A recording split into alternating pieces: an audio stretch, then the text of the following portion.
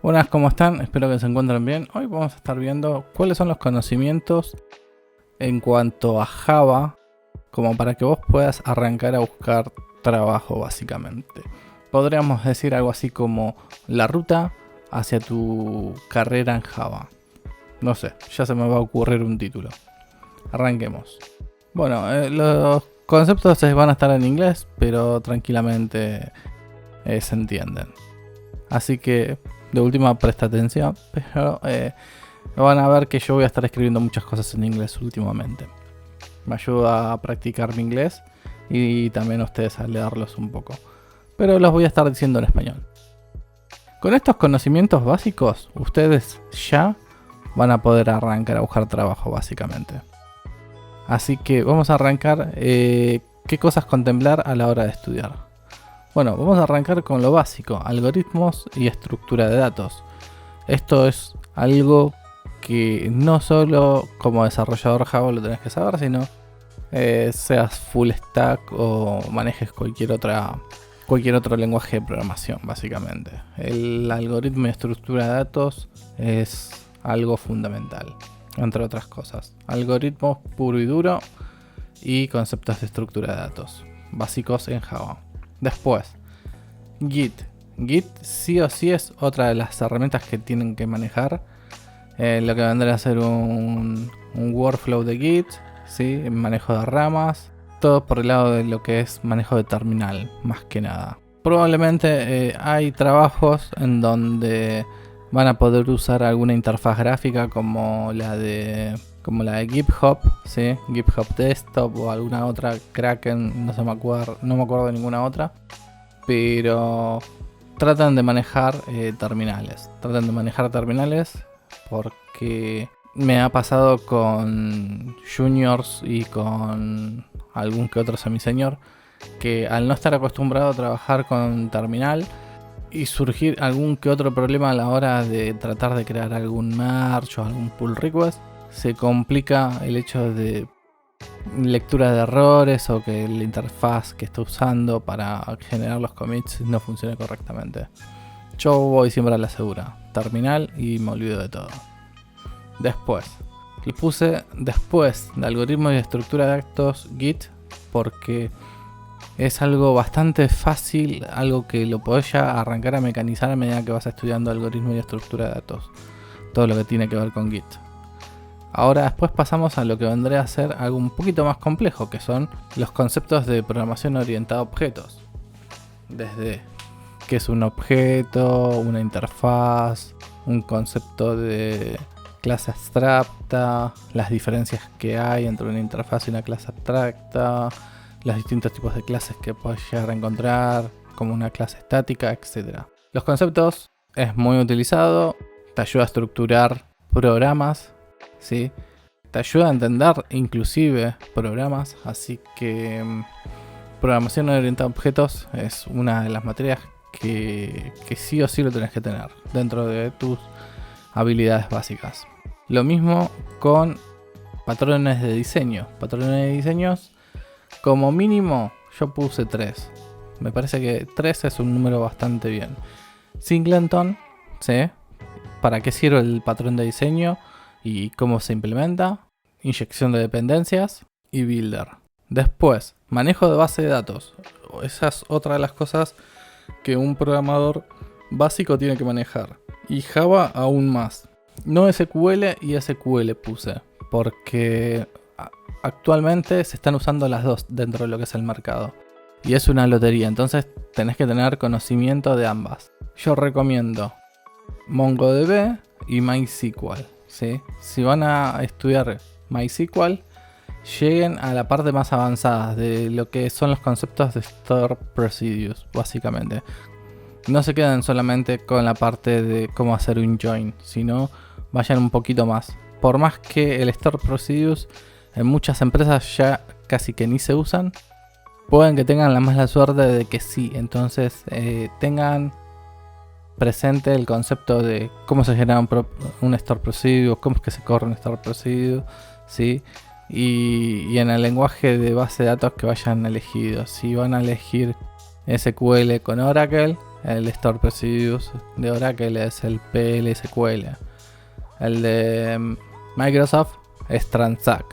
Pero sepan de lo que son los Store Procedures, porque los Store Procedures en muchas industrias se sigue viendo. Por ahí en menos escalas, pero está bueno tener el concepto y saber de qué se trata. Basic. Después, Java EE, ¿sí? Todo lo que tenga que ver con Java EE, JSP, serverless, entre otros conceptos. Para mí no es obligatorio, ¿sí? Esto lo podrían saltar. Más que nada porque si estás estudiando programación, estás pensando en trabajar en una industria moderna dentro de todo. Y más si estás estudiando Java, estás apostando a trabajar en empresas que trabajen con Java moderno. Entonces, trabajar con Java EE, por lo menos yo no lo recomiendo. Y más si te estás capacitando, especializando por tus propios recursos, mejor evitarlo, ¿sí? Y ya saltar directamente a lo que va a ser Spring Boot, que es un framework muy demandado dentro de lo que es el mercado y en donde acá sí vas a necesitar dedicarle muchísimas horas. Con Spring Boot vamos a estar trabajando con Java y vamos a estar haciendo todo lo que tiene que ver con microservicios, ¿sí? Entonces, entender básicamente cómo utilizar JPA, todo lo que tiene que ver con Spring Data, JPA y Mongo Repository, porque vamos a lo mismo. Nosotros vamos a estar conectando nuestras aplicaciones a base de datos. Entonces es entender cómo yo puedo conectar mi aplicación a una base de datos. Y después tenemos el famosísimo Spring Security. Spring Security lo pongo porque en la industria Spring Security no solo se usa para loguear y validar usuarios y darles permisos, sino que también Spring Security se utiliza para todo lo que tiene que ver con el manejo de cores, ¿sí? Hoy en día una aplicación web o una aplicación frontend siempre va a estar ligada con una aplicación backend. Nosotros, trabajando con Java, siempre vamos a estar haciendo microservicios que estén conectándose hacia una aplicación frontend. Y toda esa conexión de cores la vamos a estar haciendo dentro de lo que es Spring Security. Entonces, entender cómo funciona Spring Security es fundamental para todo lo que es básico. Ahora partimos en un concepto un poquito más elaborado y lo dejé para el final. ¿Por qué? Porque nosotros tenemos algo que se llama arquitectura hexagonal, que no lo puse en este concepto. Pero todo lo que tiene que ver con microservicios, tenemos que entender bien cómo es el concepto del microservicio, cómo es que están compuestos, cómo son sus estructuras. Si lo queremos llevar un poquito más, sí, nos tendremos que meter dentro de lo que es el concepto de arquitectura hexagonal. Pero ya con saber cómo está estructurado un microservicio en Java con Spring, vamos a poder desarrollar cualquier microservicio dentro de lo que es la plataforma. Ahora vamos a otros. Estamos en un nivel más. Ya con esto me considero básico, sí, y ya tranquilamente puedo salir a buscar trabajo que me van a contratar. Sí, hay que estudiarlo bien porque te pueden hacer preguntas de cualquier tipo. Te pueden hacer preguntas desde JPA y Spring Boot, te pueden hacer preguntas de base de datos, te pueden hacer preguntas sobre patrones de diseños, programación orientada a objetos. Así que acá hay muchísimo para estudiar. Es básico, pero hay que estudiarlo bien. Ahora, pasemos a lo que vendría a ser un paso más, ¿sí? Yo ya soy un junior, que es un montón de cosas. ¿Cómo doy el siguiente paso de junior? Ok, computación en la nube, básicamente. Computación en la nube. Cosas que están pidiendo mucho del mercado, de un semi-senior por ahí, es que sepas de conceptos de CI/CD, ¿sí? Continuous Delivery y Continuous Integration. Yo recomiendo dos herramientas, básicamente una como para tener pruebas de conceptos y la otra más que nada porque sí se pide mucho en el mercado. A veces un poco más, a veces un poco menos, que vendría a ser Jenkins. Y GitHub Actions es una herramienta que no he visto mucha salida laboral, pero a modo de concepto de integrar Docker y Kubernetes es una muy buena herramienta como para hacer continuous delivery y continuous integration Y por qué no fanfarronear un poco en una entrevista de trabajo de que tenés tus aplicaciones, ¿sí?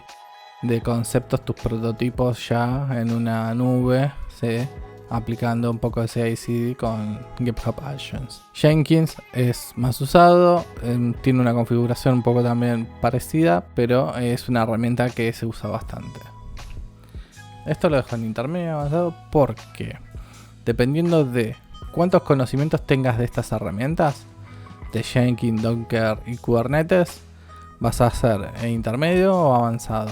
Si sabes más, buenísimo. Si te especializaste más, buenísimo. Pero si tenés conocimientos básicos, es ya lo suficientemente aceptable como para decir: hey, soy una persona intermedia. Kubernetes, Docker, CI/CD, GitHub Actions y Jenkins. Y ahora nos vamos a más avanzado, ¿sí? Ya de avanzado más avanzado. Y por eso lo dejé en opcionales. Más que nada porque esto no es obligatorio. Esto ya depende más de la industria en la que estás trabajando o con qué tecnología te querés especializar y irte ya para otro nivel un poquito más, tirando para lo que vendría a ser, ¿por qué no?, un DevOps o un jefe de área o un arquitecto, etc. ¿Qué vendrían a ser? Conocer los productos de Azure o AWS, conocer de monitoreo con Grafana, conocer de monitoreo de Dynatrace o conocer básicamente de sistemas de monitoreo. Es algo muy utilizado que vas a encontrar dentro de lo que son las aplicaciones de Java al día de la fecha cuando arranques a trabajar. Sistemas de monitoreos en donde básicamente lo que haces es ver el rendimiento que tiene tu aplicación. Y es muy súper usado, ¿sí?